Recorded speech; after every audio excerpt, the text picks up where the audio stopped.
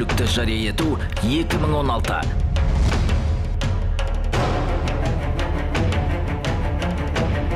Мазасыз күй кештік бе?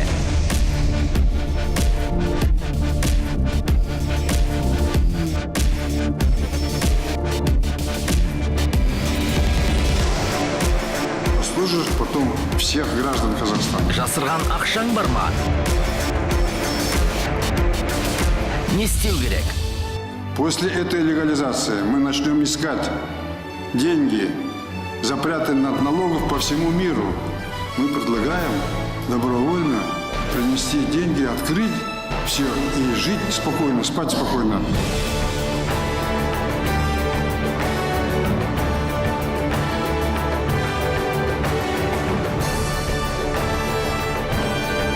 Заңдастырда жайлы өмір сүр. Мүлікті жария ету